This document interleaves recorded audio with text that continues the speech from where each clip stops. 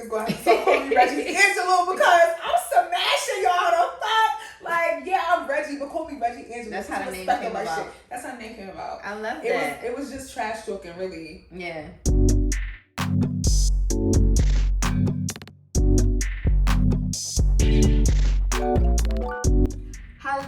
Hello, and welcome to another episode of the Colby Report, coming to you live straight from the comfort of my living room.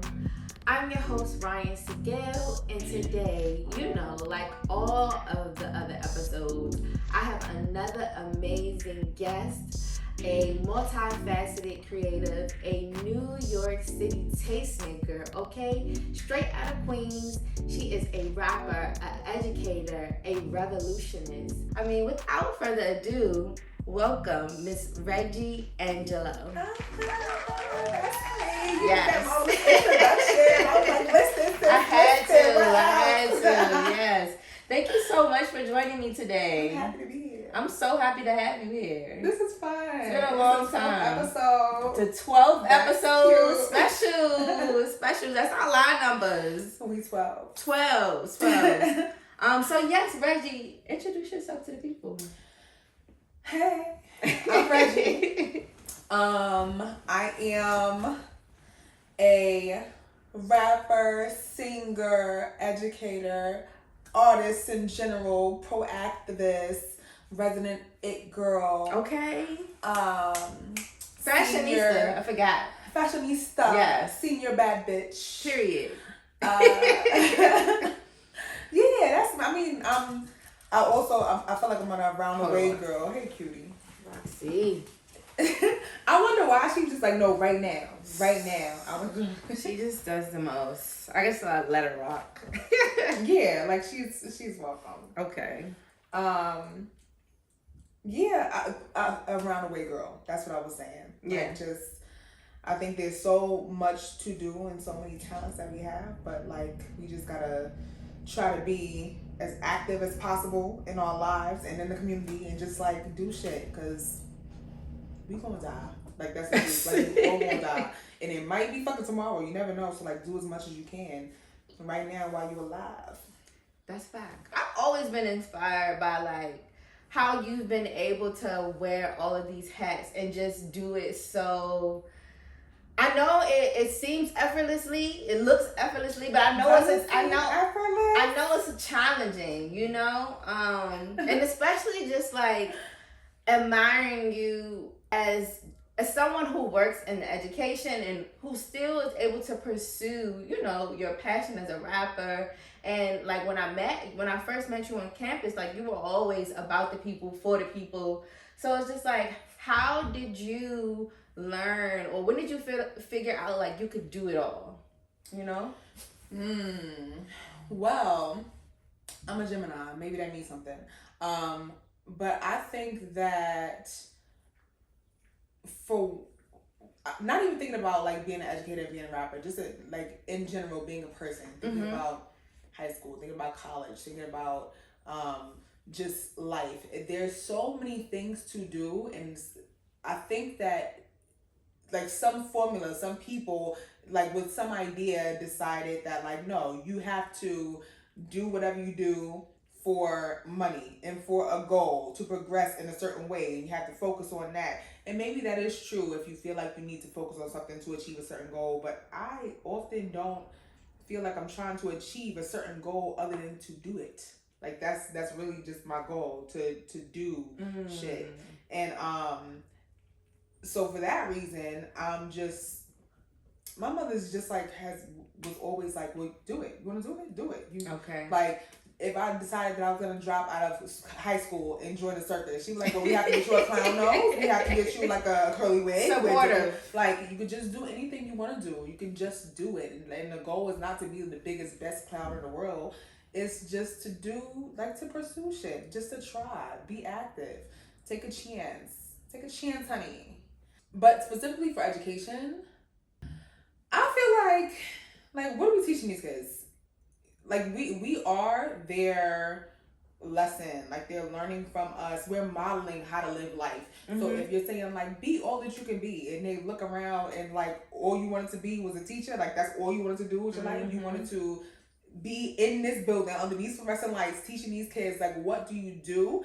I feel like what I'm doing with the kids is, like, modeling for them an active life, like, trying to do, going for anything you want to do, like, just being about action. Yeah, and they probably really, like, look up to you and so inspired by you, I'm sure. I think they do, because I'm at an art school, and for one, I'm the only Black woman teacher at this art school with a bunch of Black and Spanish kids. In the whole school, I'm the only Black woman teacher.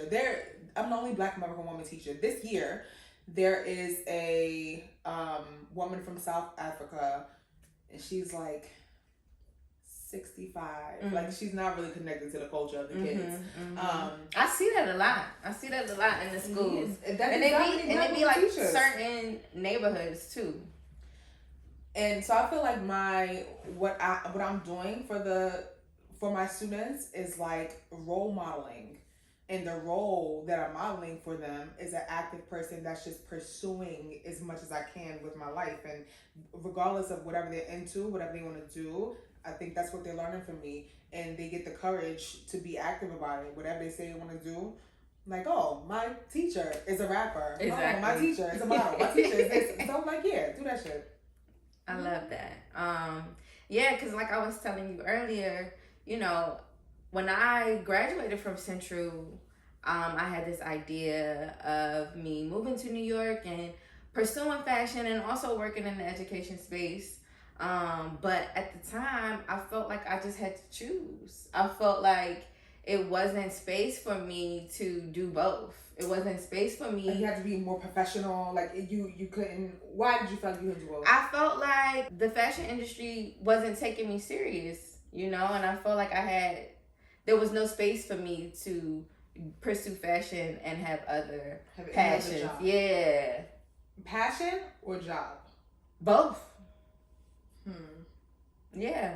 I mean, yeah, like, I feel like, yeah, your career is fashion and that's what you should be doing. I mean, it's New York City. Of course, you got to have other jobs to make a living. Fashion really be paying for people's bills when they graduate from college and move to New York?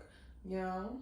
No. And that's when I came up in the industry, it was just like, you know, the thing is to intern for 5 years and the thing is to assist for 10 years. And then it's just like, you've grown to the next level.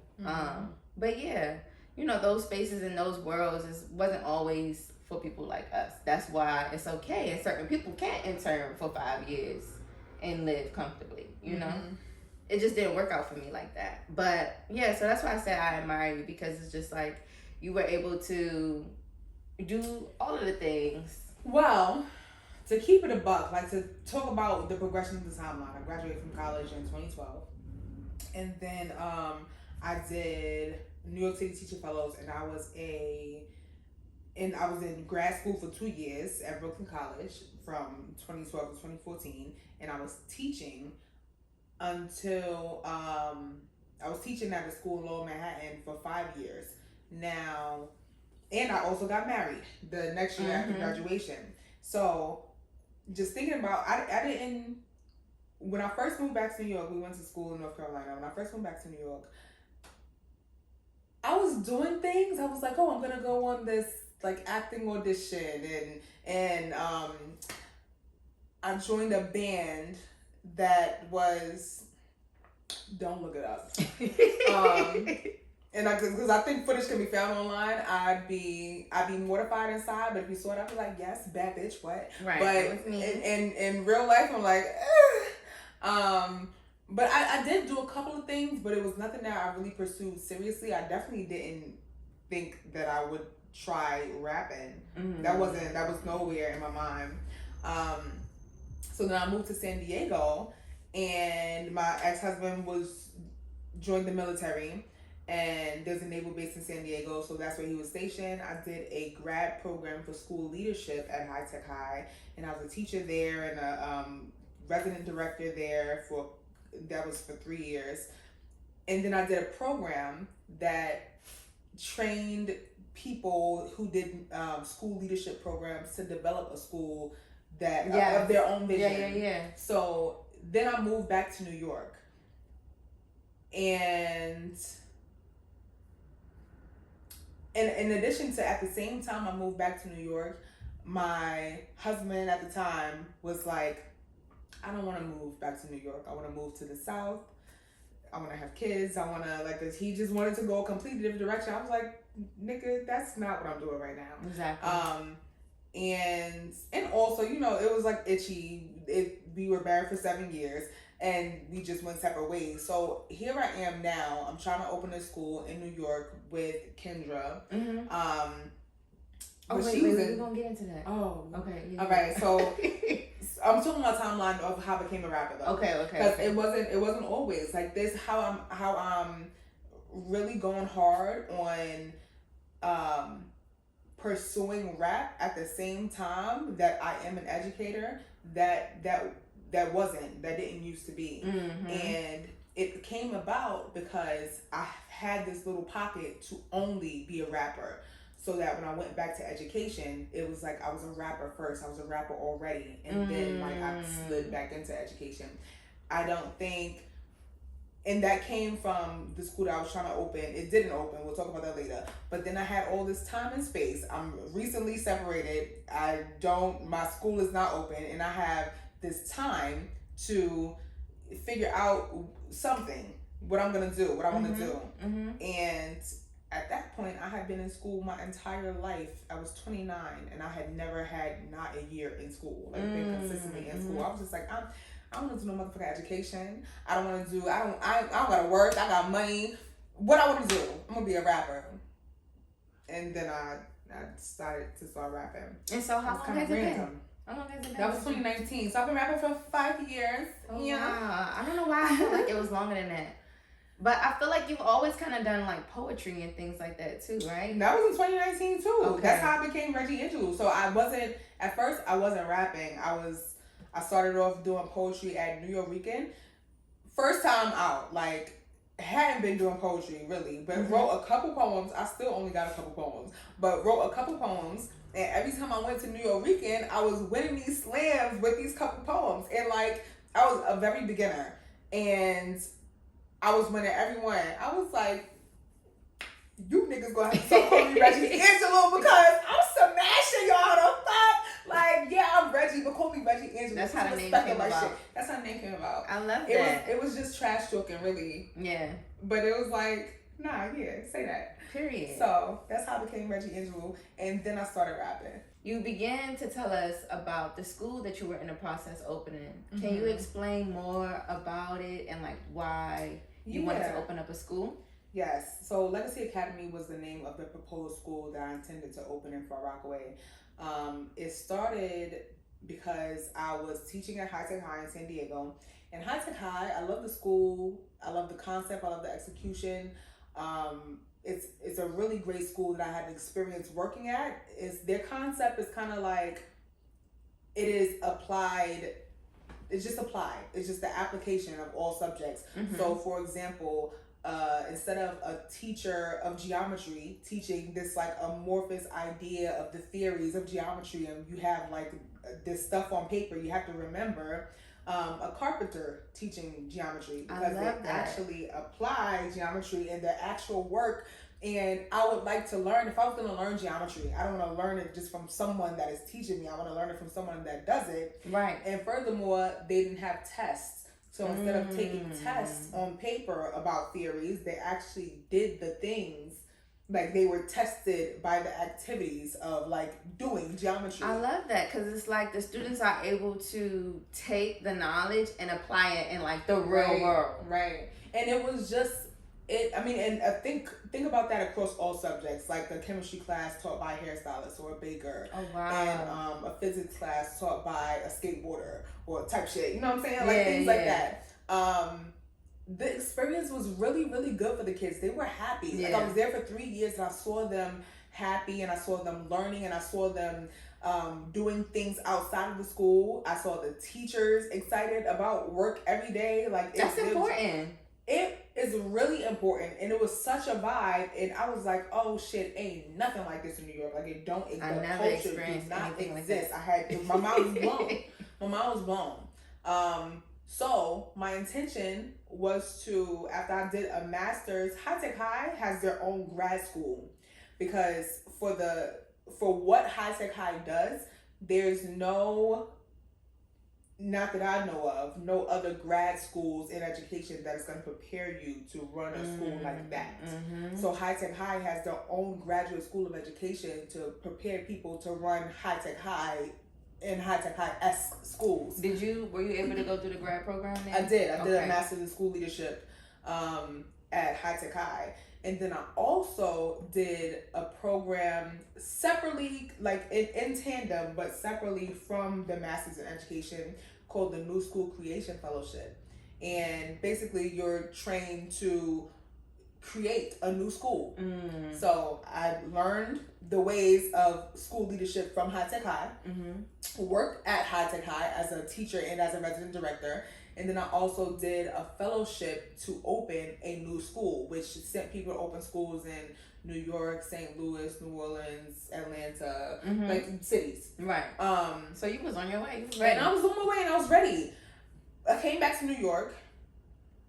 New York wasn't having that shit. They're like, first of all, you're not getting no fucking carpenters to teach geometry in our classes. No, we're not doing that. And that's surprising, because New York is supposed to be so liberal and so open, and it's just like, not really. New York is very old. Like it's very like old buildings, old people, everything, old structure. They're trying to change. Like it's kind of old. They have an old way of life because there's so much money in New York that like structures are ingrained because follow the money. You know what I'm saying? Like structures are ingrained already. The system is the system, and it's not changing. The system is the system, and it's not changing. So they were like, no, your kids have to take tests. You can't say that they're just gonna build something, and they have to be able to pass these fucking Regents. You can't just bring any teacher into the class and say they're teaching like this thing. They have to have their own set. They have to have a set curriculum that you know they're gonna follow already. And but question, was this New York, like New York funding, or was this like something that you was trying to do on your own without funding? New York State. I was trying to open up a public school. I was trying to open up I could have did it private. If it was private. I could have done, you can do anything privately if you got your own private dollars. Right. You can do anything privately. I was trying to open up a public school and make this accessible to regular little niggas in Far Rockaway. Yeah. Like, so that's it was, yeah. And that was the point. It could have been a private school, but that would be anti the point. The thing was, this kind of experience that kids have developing them into adults for 4 years in San Diego. They knew it would have been life changing. They knew it would have been life changing, and they wasn't ready for that. Not with the public schools. Yeah, and to try to bring it to Far Rockaway, it was like there was just you had to be a machine. There's politics, there's money, there's like red tape, there's so much, and it was me and Kendra. Yeah. And y'all, and that process took. Was it like a few years? Crazy. It took years, it took years and like hundreds and hundreds of pages. And when I say pages, I'm not talking about like forms, and then I'm talking about pages. I remember when y'all were working on that. It was so much. It was a lot. And was she going through the grad program at that time too? At that time, yeah. So she was a year behind me when I brought her on. So I called Kendra. Whenever I did this grad program, I was like, all right, who do I know in New York in education? Kendra had been, she had been teaching, like doing private home teaching for white folk. Yeah. Right? Yeah. And she was a nanny for a while. Yeah, she had like a couple of kids that she raised. And she was like their teacher. But it was just like crazy because it's like Kendra loves it. You know, somebody that is like you. Think about somebody you want raising your kids while you're at work. It's her. Yeah. It's Kendra. Yeah. So, and she had already had a curriculum that she had developed from like raising these kids and teaching them multiple ages. Like she's amazing. First of all, shout out to you, Kendra. Shout out to you, Kendra. Like, see her with her boys right now. A whole mommy now. Yeah. She has her own show for her. She made it for her kids, but like she's great. I'm falling over Kendra. Yeah. I really do. She's really, really, really great. So I called her. Yeah. I called her. And I was like, will you be my partner in this venture? I explained the whole thing to her and said, like, if you come on as my partner, I really think, like, I can recommend you for this grad program. She got into the grad program, and then she moved to San Diego, too. And, like, she was completely sold on, like, she loves High Tech High is really a great school. It's like, the thing is, they don't have the red tape. They don't. They don't have the red tape from California. They don't have it from San Diego Board of Education. They don't have it from the parents. They don't have it from the principals. Don't have the certain pressure to be a certain way. Like, they are really free. And that kind of freedom doesn't exist in the same way in New York City.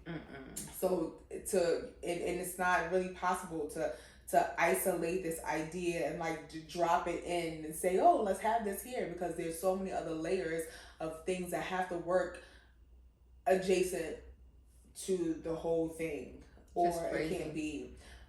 So they was like, no.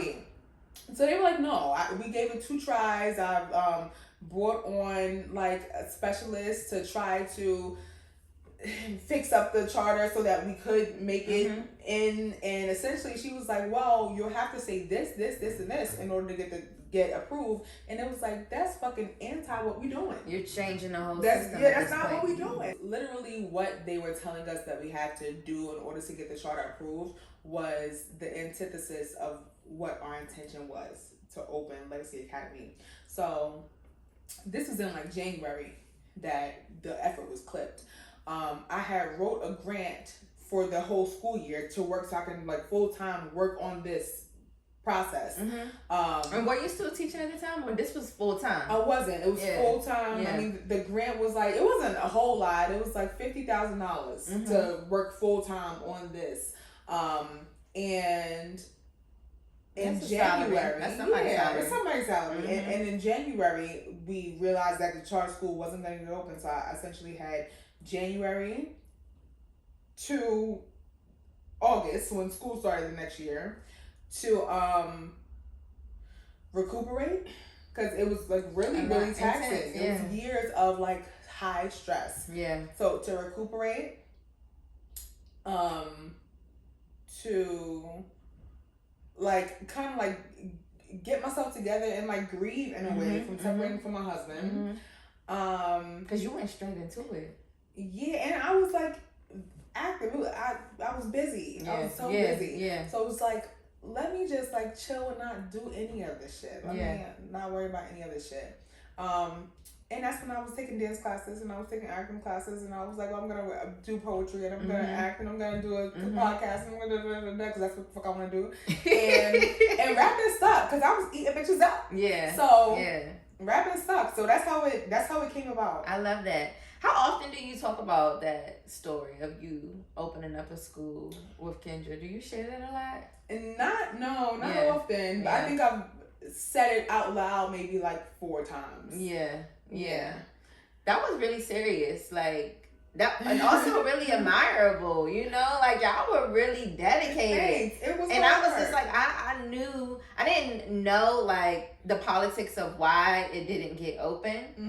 That was my first time actually hearing like, because you were trying to do it and New York wasn't having it, but like, that's crazy. That sounds like an amazing, incredible school. We need stuff like that for the kids. Come on, New York. So what's up? Hopefully one day down the line things can change. Yeah, I think they could. I think they could, because I think the culture is just shifting younger inevitably. And I also think that like these radical right-wing politics are loosening up restrictions on everything so that they can run amok. But the fact is, if restrictions are loose, then everyone needs to take advantage. We'll see. Yeah, so run us through like a day in the life, because like you be doing a lot of things. Oh, okay. So what's this like? What is a day in the life of Regi Angelou? So My school day starts at 8:30. I'm a teacher Monday through Friday. And I love that my school is, I usually ride my scooter, like the kick scooter, like a razor, but it has a little motor. Is that the one you rode here today? Okay. Right. It took me 13 minutes to get here. It was cute. Perfect. I usually ride my scooter, and it takes about like less than 15 minutes to get to work every day. If I need to take the bus for whatever reason, that's 20 minutes. I like to be on the bus because then I can just like scroll Instagram and like bullshit. You know what I'm saying? If you scooting, you gotta focus because niggas is crazy while you're trying to stop traffic in the morning, rush hour traffic. Like you gotta buckle down. But when I get to school, child, I teach 2 English classes. Currently, this year, this is the 3rd year that I've been at this arts high school. So I have had to wear so many hats. I'm an auntie, I'm a disciplinarian, I'm a dean, like, you know, doing things. I also have to be like the spokesperson for like the young black voices for whatever there's something to be said amongst the educators. We love that. Yeah, I'm have to be down because you know the kids need somebody to connect to. Exactly. Then I also need to be like academic intellectual role model. You know what I'm saying? Like this is an art school. I'm the only active artist that the kids see. So they're like, oh, Regi raps. Oh, Regi like you know she's this theater thing and we can go to whatever. So there's so much like just on a social level that I'm expected to do as the only black person, the only black woman in the school, which is too crazy. And I think that the principal should do more to be intentional about hiring more or getting more. And like fostering an experience for the students specifically. But so when do you have time to like focus on rapping? Is that like I got 2 full-time jobs. Like it's not, I spend just as much time on art as I spend on education, honestly. And my day is so chock full of things because I just talked about the social experience in school, but also I teach 2 classes of English. I teach 2 classes of 12th grade social studies. Okay. I teach 1 class of geometry. Oh wow. Because I'm a special education licensed teacher, so I can just teach anything. Okay. Because I'm special education licensed. And that's so busying. I feel so busy. Yeah. And also like I put in the talent shows and like things like that. And I feel like that, and kids want me to be they're like, oh, we want to have a hair braiding club. Regi, can you do it? Who else are going to ask me, right? Of course. Oh, we want a step team. Regi, can you do it? Oh, we want a dance team. Regi, can you do it? So there's so much. I be over it. Yeah. Like, just as a person, I be like, it's way too much. I'm just curious to know. Like, I always ask everyone that comes to the show, like, how do you balance, or how much time do you dedicate outside of your 9 to 5? Like, how much time are you dedicating to your art?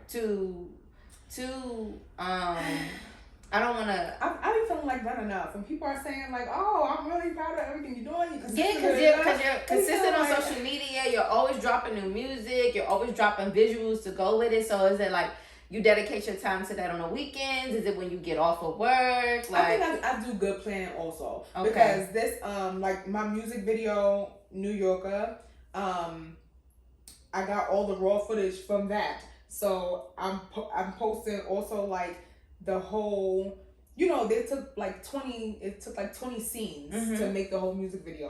So each of those 20 scenes had a full run through of me like rapping the lyrics to the song. So that's what I'm posting on social media. So I'm spreading that out. Okay. So that's planning. I think that's important. I don't think I do enough of that, like planning. I kind of just like run it day by day. Like even when you have these long episodes, like you can have content every single day. Yeah.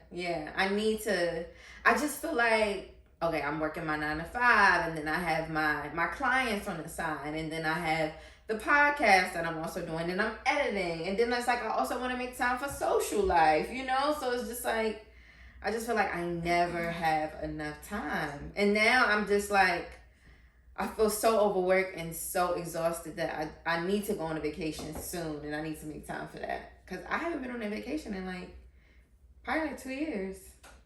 I haven't taken vacation. I'll be on vacation. I love that. I just got a Frontier flight pass. Oh, is that the one where it's like $350 for the year or something like that? It's $600. Okay. I think it's $399 for a season, like for the summer. $399 from May to like the last day of September. So that's cute. But I just got that. We gonna see how it goes. Because I love to do things. Where you trying to go? In the summer, I'm just gonna be like out every day, wherever I can find a flight to. I'm gonna just be out. Like to what Oklahoma, I ain't never been there before. I'm just go. Like I'm gonna just be out. I've been a lot of places in the world. Have you been all over the United States? Never been to Houston. No, I haven't been either.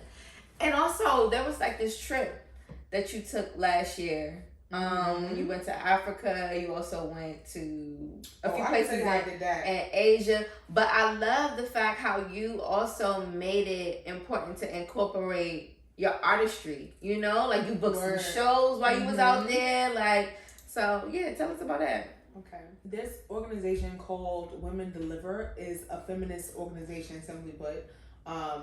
They work to activate and uplift and fund feminists who are artists, who are politicians, who are change makers, who are businesswomen, like whatever you are. If you are forwarding the feminist agenda of women's equality all over the world, women's rights to their own body, to their own decisions in general, all over the world, to their safety, they're funding and they're supporting.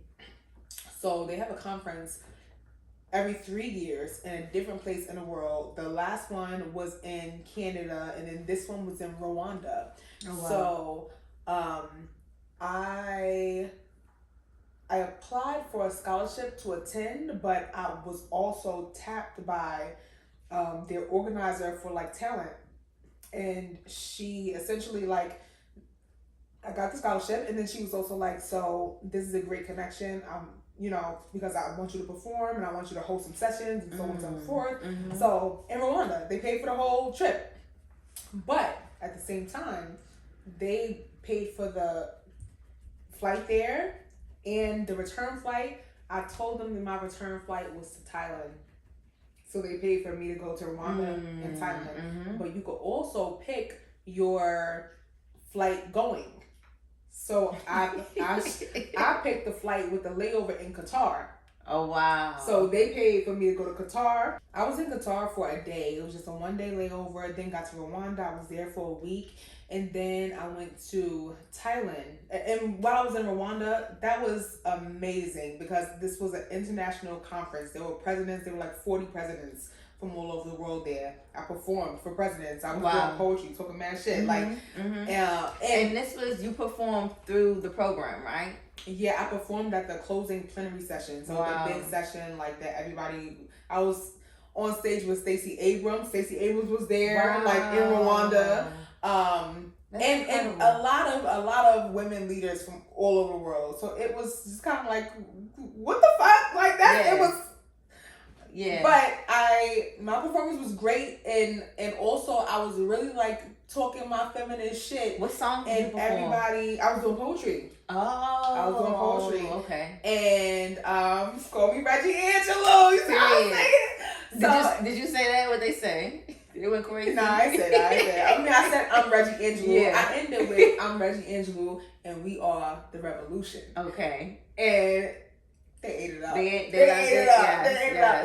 It was a really good energy.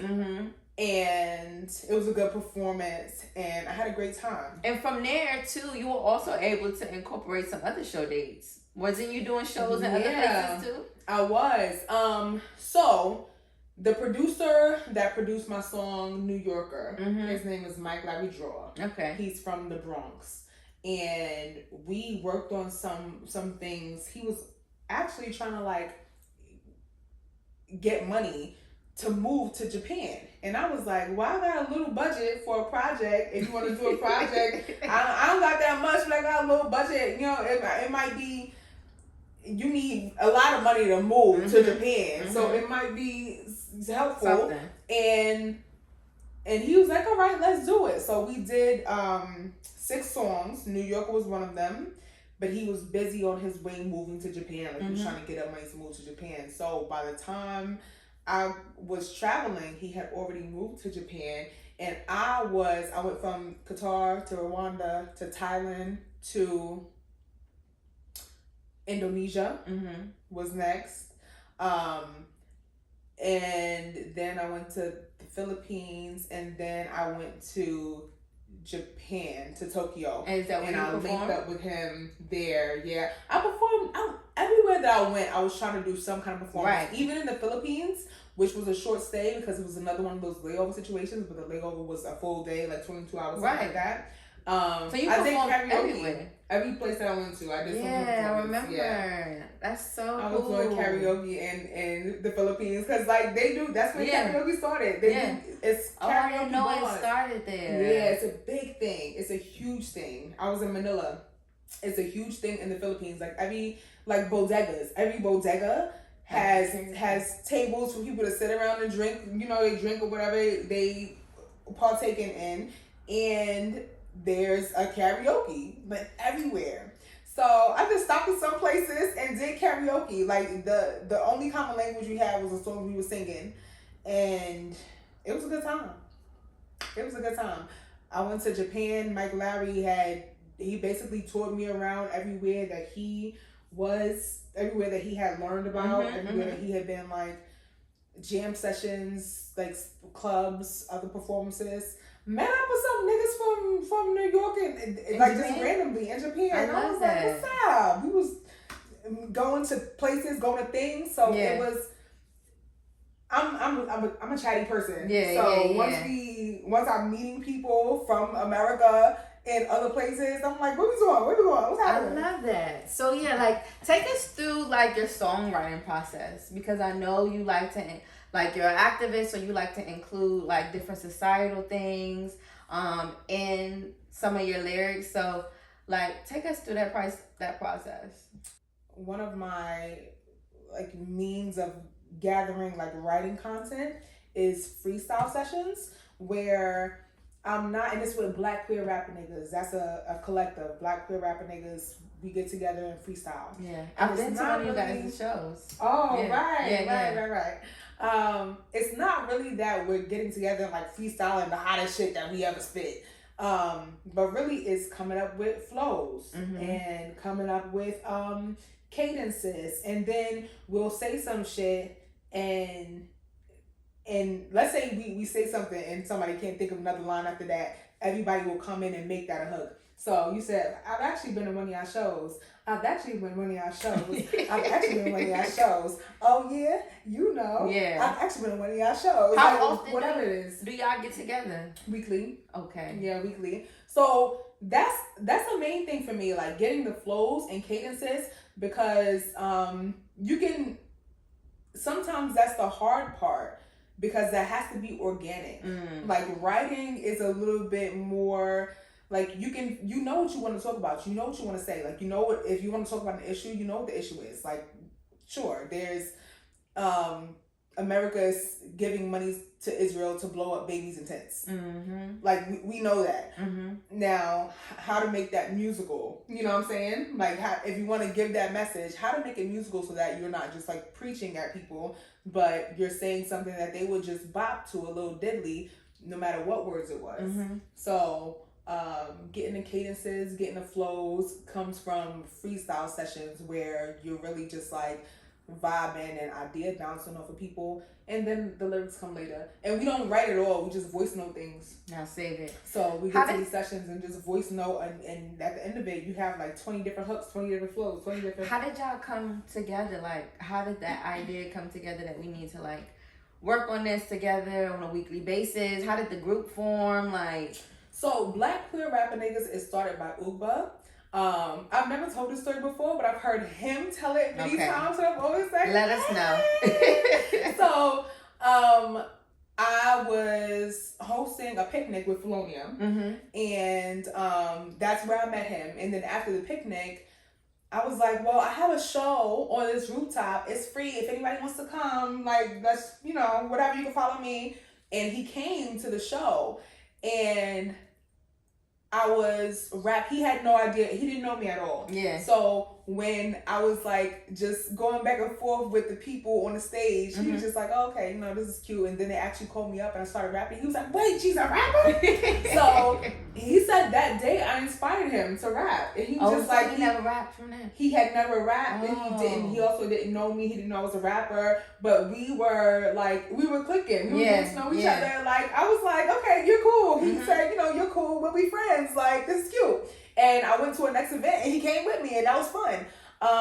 And then he saw me rapping and he was just like, I love this girl and I love her vibe and this is inspiring. So he told me I inspired him to start rapping. And then from then he was just like, I want to rap with you. I want to write with you. I want to idea session, bounce things with you. He just wanted to learn.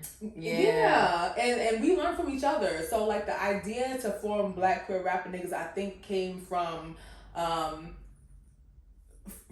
he and myself being two Black Queer Rapper Niggas, like niggas that was just like doing shit, right? And knowing that there were others as well, that we have friends to be like reflections of ideas who are also Black and queer and rappers and niggas. I love that. Community is so important. Yeah. Especially like when you're in this world or you're trying to enter a different world from what you're used to. Having that support and having those people that you can kind of like depend on and bounce ideas from and learn together. And it's like the fact that y'all link up every week to create and just create. Right. Is I love that.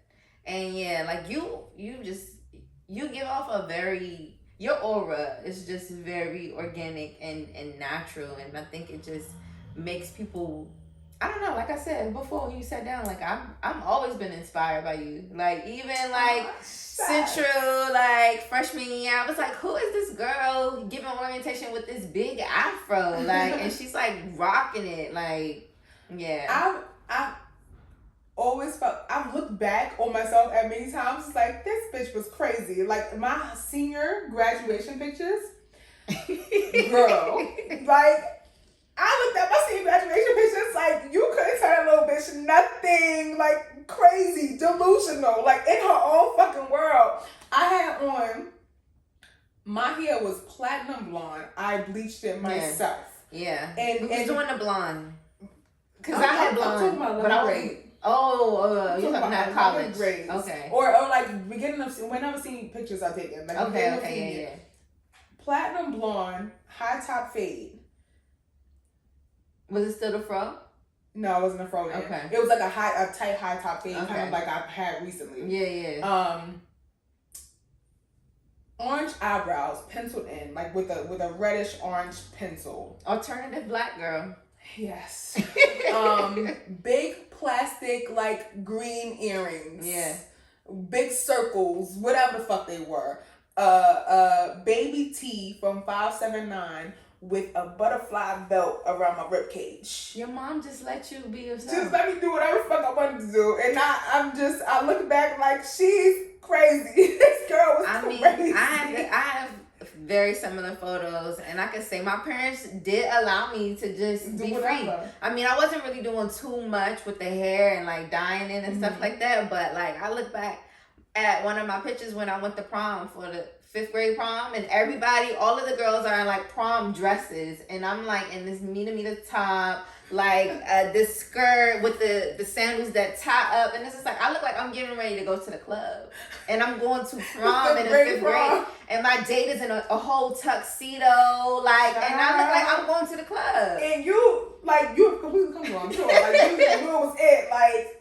All of my friends got tutu dresses on, and I'm like, y'all let me do this? Acrylic nails. It's crazy, yeah. So I often like reflect back constantly and have that same kind of energy. Like I feel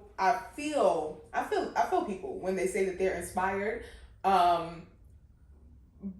Because I think the energy is like I'm just gonna be free, whatever. Like that's the Yeah. energy. That's what it gives, because when I reflect back on it, I'm like, oh, this girl, she's in her own world. Mm-hmm. Like she's pretty, like she's just in her own world. What can you tell her? Because clearly this person is in their own world, and I don't feel that at the time. I feel like, oh, I'm just doing. And you know that's star quality.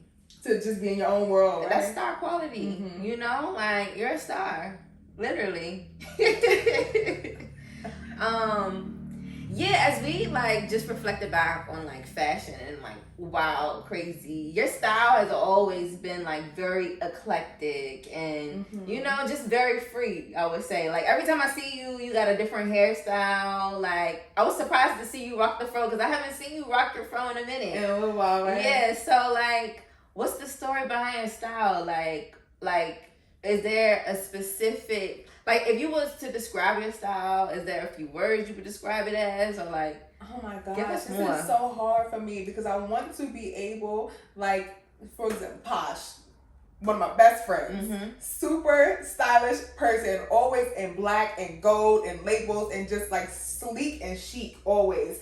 And I want to be so like it's goals for me to be so like clean.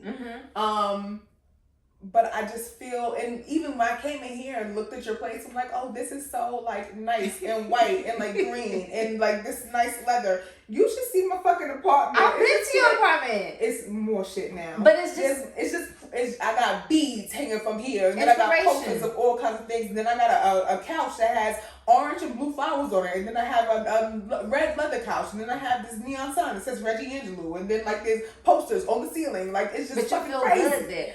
You don't feel crazy in your space though. I don't feel crazy in my space, but I'm also like I want to. Eclectic is the word, because I can't pinpoint. Like today, I'm this dress that I'm wearing. Of course, I got it from the thrift store, but it was a little cold coming here, and I rode my scooter. But I had on this brown patterned top that I got in Rwanda to throw over my shoulders. And I was just like, I look like I'm about to call everybody my brother, my sister. Like that's what I look like and teach a class. And my name is also like something very identifiably black, and like my ear. You need to know that these is Tiff Doll. Okay, it's a black woman designer. Period. Like there's just I don't really know. I don't really have a lot of goals with my aesthetic, other than like I like this today, and like this I like this with this. It's very show-stopping, you know? Like, I know walking down the street, people probably always, like, compliment you or always saying something to you, or they want to... People are conversation. Very receptive to my energy that my look brings. Especially when I be on a scooter. Like, when I have just whatever I'm looking like, I was looking like this on a scooter. Going down the street, because I be riding in the bike lane. Yeah. But there is a certain energy that people do get from my look, and I don't really know how to pinpoint it, other than just I buy what I like, and I shop at thrift stores a lot, so I think that things are not like they're not standard. They're not. Maybe they were mass produced at some point somewhere, but right now there's only one or two of these that you're ever gonna see. And that's what we share in common, because I'm a big vintage. This is vintage. This is vintage. Like I love vintage shopping. I love the thrift store. Like it's just so crazy, because it's like we can shop at the same places and also have very different styles. Right. You know. Yeah. There's no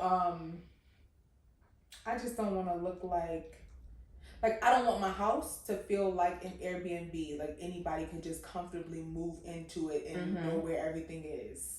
Yeah. Like, this is my shit. Yeah. I don't want my clothes to look like somebody could just comfortably go into my closet and find things that they like. This is my shit that I like. It's very Regi Angelou. It's very Regi Angelou. I love that. So we talked about a lot. We talked about your career as an educator, you as an artist, your style, you as an activist. So like, how do you see fashion, art, music influencing the culture? I think about a couple of things with that question. I think about this Drake and Kendrick beef. I think about the How you Met feel about Gala. that? Drake he got ate up by this. Yeah, I agree. He got ate up by this. It wasn't for him. It wasn't. It was bad. Yeah, it was bad. His response was bad. The position that he took on, like that last one, it was like, oh, Drake, you like this is a responsible loser. Yeah, it was just kind of like you thought you ate that, but you didn't. But I guess you felt like you just had to put something out to make it seem like, yeah, I did that. That's how I felt. So, and especially this fucking what is the OVO? What is that song? Yeah, OVO. That's Kendrick. Not Like Us. Not Like Us is going crazy. It's really gonna be the song of the summer. And it's a diss track. It's everywhere. It's a diss track. It's everywhere, and it's a diss track that is crazy. Yeah. It's so if nothing else, by virtue of the success of Kendrick's last one that he put out, I feel like we can just like carefully. Easily say that whatever this was, he came out on top. Yeah, Kendrick is a victim. But I was thinking about the Met Gala with that question. Yeah. So the Met Gala theme, the Garden of Time, for the exhibition Sleeping Beauty Reawakened. The Garden of Time is a story about rich people in this garden who are hoarding all of the resources, and there are all of the people on the outside are protesting and fighting to get a piece of something just to survive. The Garden of Time is a story. It's a story. It's a real story. It's a real story. A book. Not even a book, a short story, a parable, like 15 pages. Wow. Not even. So, fighting to get in, and the rich aristocrats are like hoarding all the wealth and resources inside this garden, and they have all the beautiful, like elaborate things inside, and there are people on the outside fighting for like to be heard and to like just to get enough to survive. And they have they can stop time, and every time they stop time, the rich people, the people on the outside are fighting to get in, but they're paused every time they stop time, and then they continue to use all the resources up, so that, and they stop time and keep stopping it and keep resetting the clock until they can't anymore, until finally the poor people who are protesting and fighting get inside, and all the resources have been used up, and the rich people have hoarded it all from them. That's the story. And that was the theme for the Met Gala. And that was the theme for the Met Gala while people were protesting like right outside. But that's what's happening now.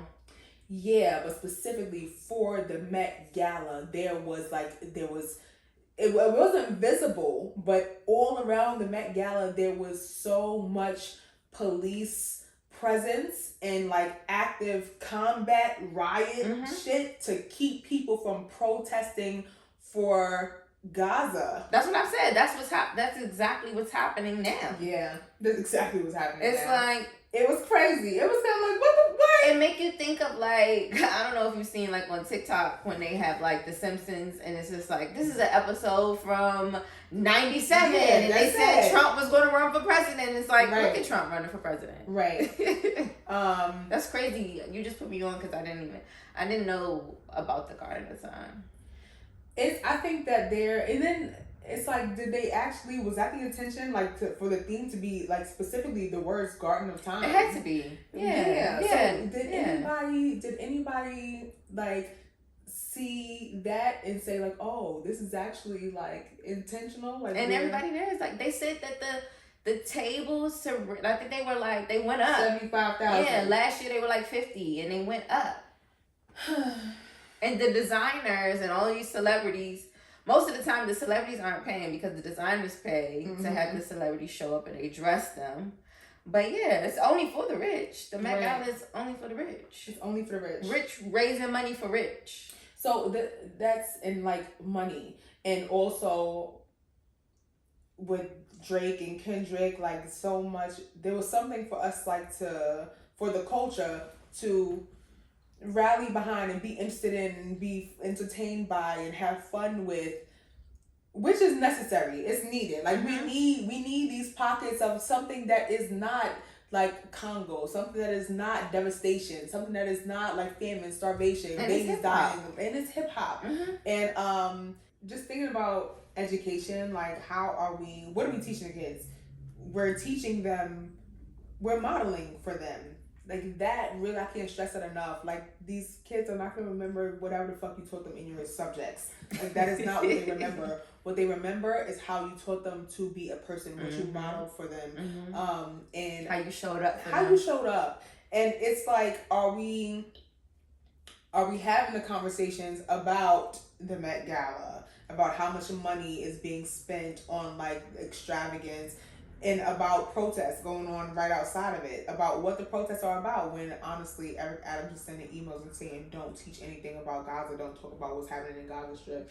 Like from the beginning was saying you are not allowed to speak about it in your classrooms or on social media. Bitch, when they see it, it's real life. Yeah, right. And as a social studies teacher, you're saying I can only teach the history of, I can't talk about what the fuck is happening right now, what kids are experiencing in the world right now. Like, talk about some shit. You can talk about it later after it's done, after the genocide has happened. And just like, also, how long are we going to be learning about the history from the Romans and shit like that? Like, it's so much new history that has occurred, and there's so much that the kids should know. Absolutely. And they're not even interested in that stuff. Like, they're literally falling asleep. Yeah, they are. Or they're not coming. Yeah, they're asking after you why. Pandemic, child education is so bad after the pandemic. It's really like, it's declined so much. The kids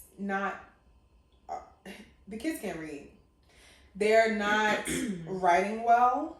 I could barely read what they're writing. It's not making sense. Yeah, and also, like they do so much talking on the internet. The language has evolved, and what they understand language, like how as simple as periods. They are not using periods correctly. They're not doing complete sentences with periods. Or knowing how to write a paragraph. Where does it end? Where does it? It's like we have to go back to elementary school level teaching.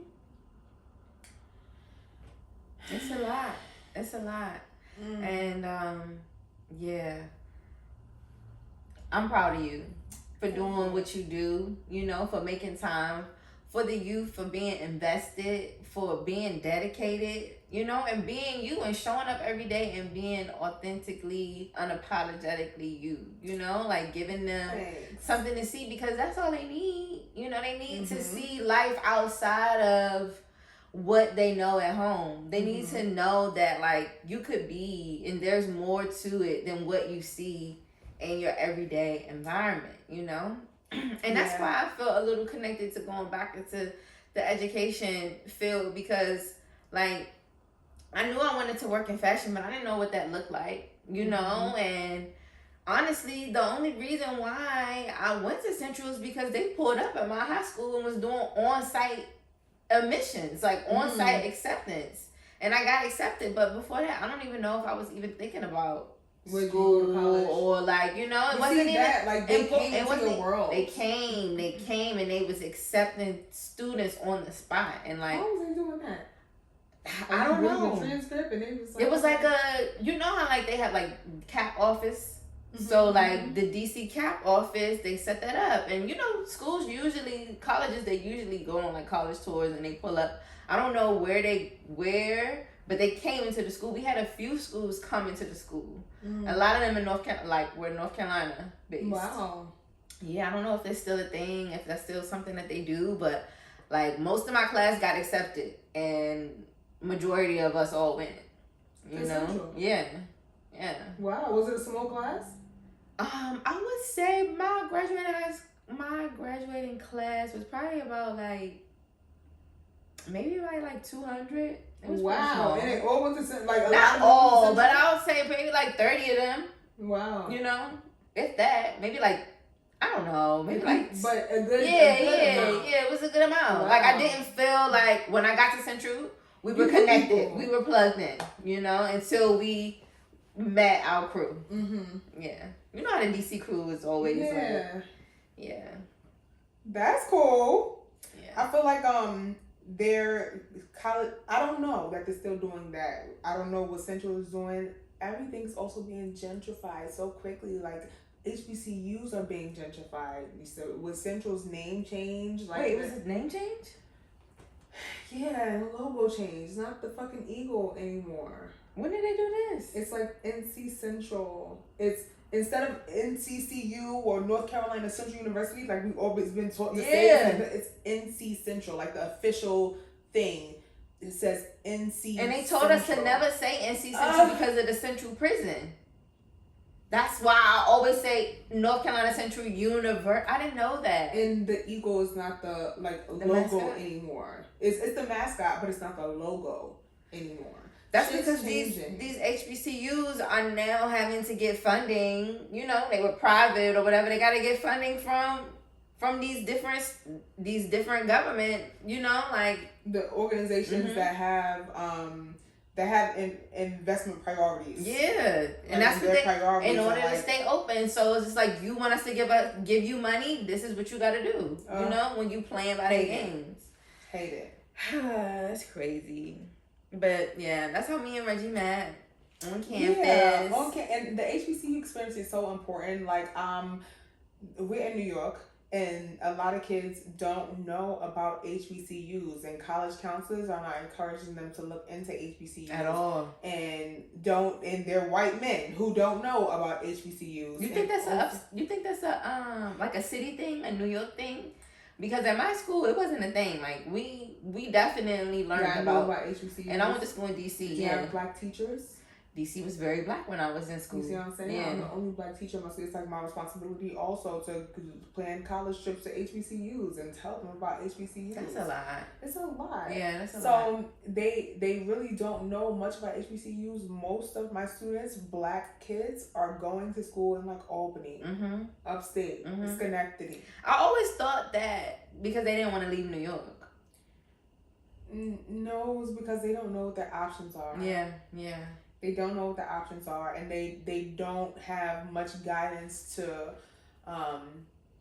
tell them where is the best place for them to become an adult, because that's what my HBCU experience was for me. It was becoming an adult.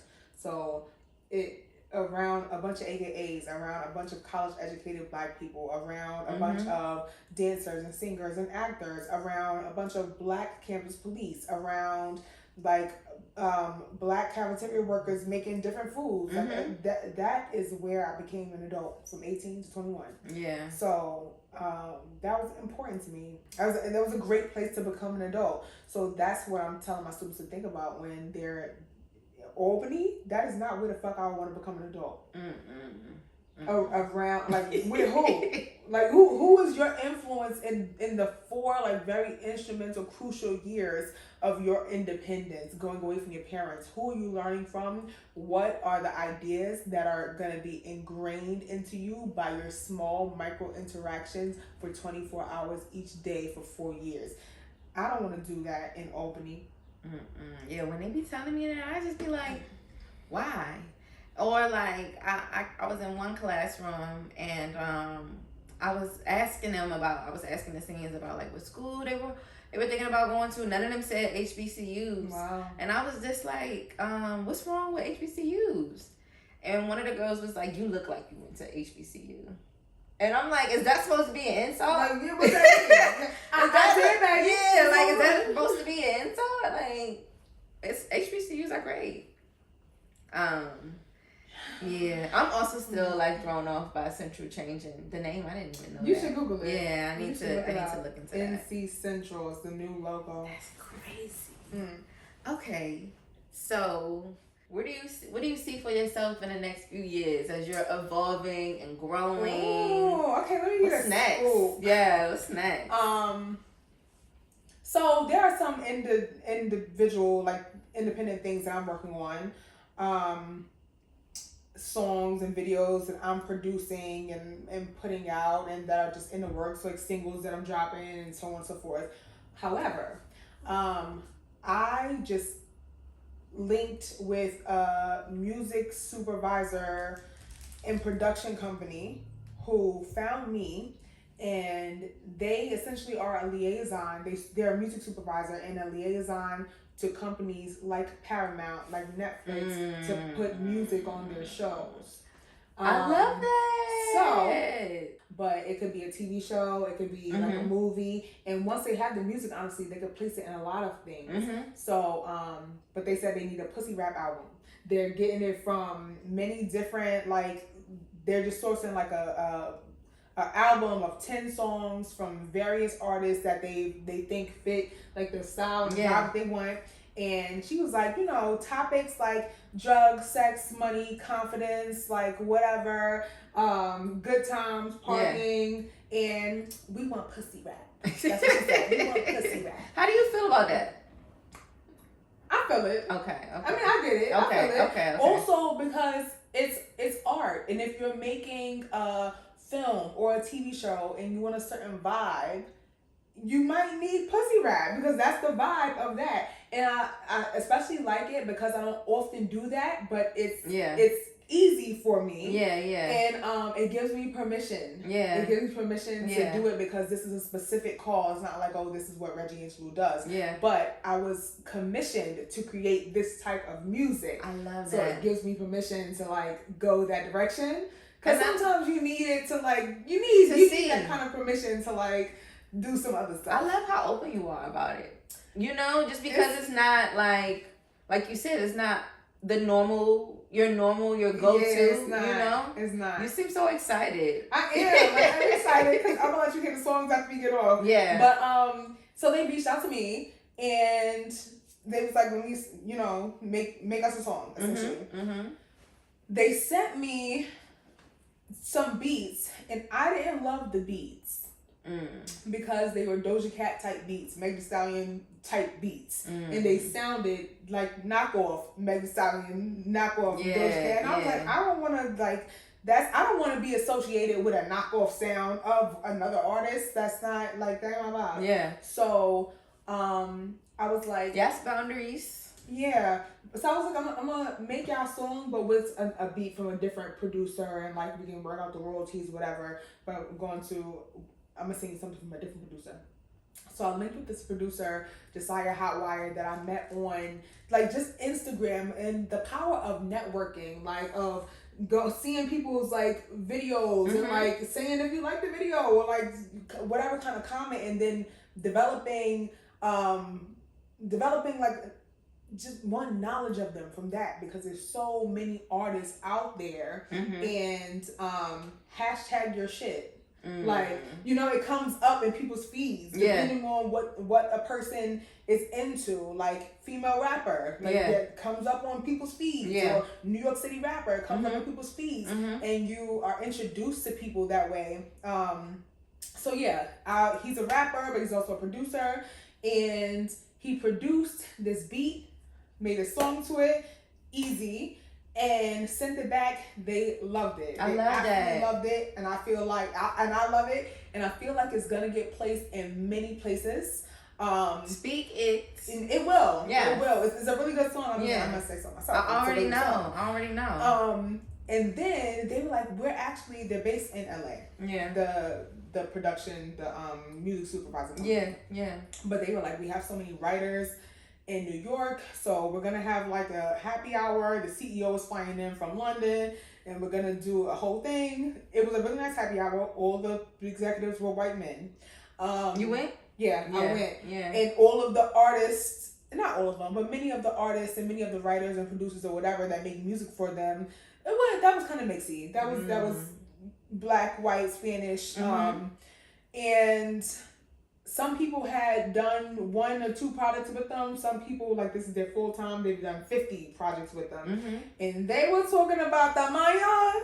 The Mayan is good. I'm sure TV and film is a whole nother world. It is. It's a whole nother bag. Yeah. She was like, she had one placement. And mind you, she was only the writer. She wasn't the producer of the music. She wasn't the vocal performer. She was just the writer. So her percentage was probably about 15%. and she was on a Lifetime holiday movie. That's a small market. Mm-hmm. For a small period of time. It's a holiday movie. And she said once the money started coming in, because it takes some time. After you make the song, then it has to get placed somewhere. Mm-hmm. After it gets placed, then it has to actually be spent to get numbers. Right. And then once it gets those numbers, you get paid the next quarter. So it might be a year or 2 years before you actually see the money. Right. But she said once it did start rolling in, from her specific thing, she was getting about $2,000 per quarter. Cute. That's fucking cute. Yeah. To be a writer on a Lifetime holiday movie. Right, and that's just one. But if you're making the kind of music that I'm talking about, like pussy rap, mm-hmm. and you get placed on Baddies, mm-hmm. and you get placed on P-Valley, yeah, and you get placed on Insecure, on Rap Shit, on whatever the fuck it is. So many placements. You are looking at like $50,000 a quarter from a placement. Yeah, I love that. Love that. Mm-hmm. These are the conversations that I was just having at the happy hour with all the people that were there talking about like their syncing deals and things that they were doing with this music supervisor company. So it was like a loud noisy space, but at some points we were actually able to like share music. What's the last thing you made? Yeah. And everyone was like, "Yo, this is gonna go!" Like, they heard it. So they was like, "This is gonna go. I can't wait to hear it." And then that was on like a Thursday. Yeah. On Friday, they emailed and were like, "We love what y'all did. Can you do another song? This time with one of the beats that we sent you." Oh, okay. Because their percentage is higher, so they loved the song and they were like, "Can you make another one for us?" Yeah. Like, but with one of our beats, because it's gonna go. Yeah. And it seems like they have like full confidence in me and they like my sound and they're into it. So they were like, make another one, but using one of our beats. And so now I sold 2 songs to I did it. I sold 2 songs to Paramount. Okay. So the next step is sync licensing. Yeah. That's where the bag is. Yeah. Money. Sync licensing. Sync licensing. Period. That's where the bag is. Yeah. I love that.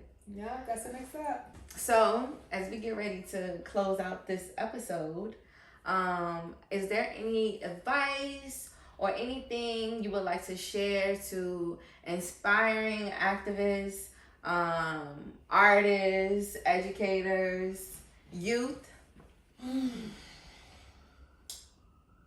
To aspiring artists, make that shit, put it out, like do it. It's your art. Many people are not gonna like it. That's the point. It wouldn't be if it was a product on a shelf for Walmart. Okay, yeah, we want it to be a way for everyone to like it, but that ain't what the fuck you doing. You're making your art. Do that shit. It should be specific to you. Fuck what I love that. To activists.